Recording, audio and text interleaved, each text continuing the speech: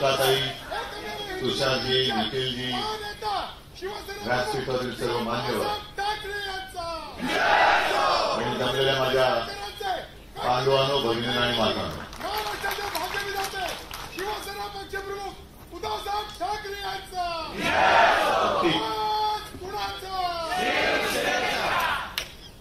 पहिल्या प्रथम मी उल्काताई तुमच्या सोबत ज्या सर्व स्वयंसेवी संस्था आणि त्यांचे कार्यकर्ते इथे आलेत त्यांना धन्यवाद देतोय. कारण तुम्ही लोकसभेमध्ये करून दाखवलेला आहात.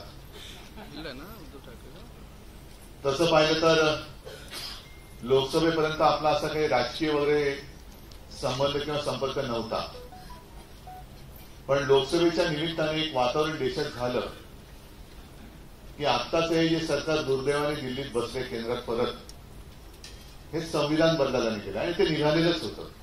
त्यांच्या मनातलं ते काळं बाहेर आलंच होतं.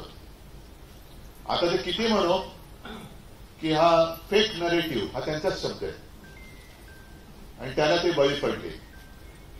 तसं नाहीये. शेवटी अनुभवाचे बोले जास्त महत्वाचे असतात.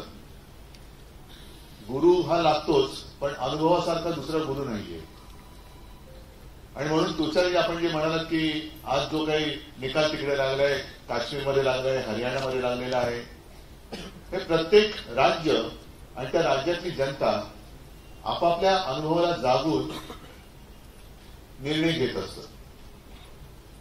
तसं पाहिलं तर तुम्ही लोकांचा जो आग्रहनामा मांडला आणि ज्या काही अपेक्षा शिवसेनेकडनं आणि महाविकास आघाडीकडनं व्यक्त केलेल्या आहेत, त्याच्यात वेगळं काय, वेगळी अशी कोणती गोष्ट आहे की जी आजपर्यंत आम्ही बोलत नव्हतो? तुषारजी, तुम्ही एक आणखी म्हणजे मी आता सगळं पहिलं सगळ्यांचे 2-3 मुद्दे घेतो, मग मला काय थोडं बोलायचं ते मी बोलतो. तुषारजी, तुम्ही एकदम वर्मावरती बोट ठेवलेलं आहे. गुजराती आणि मराठी असा वाद कधीच नव्हता आणि तो होऊ नये अशी आमची इच्छा आहे.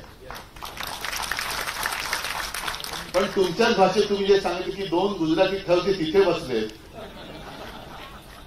एक मान्य करावंच लागेल की त्यांनी केवळ मुंबईमध्येच नव्हे तर संपूर्ण देशात गुजरात आणि देश अशी मध्ये एक भिंत बांधलेली आहे. अयोध्येमध्ये का हरले, वाराणसीमध्ये का पाठी गेले?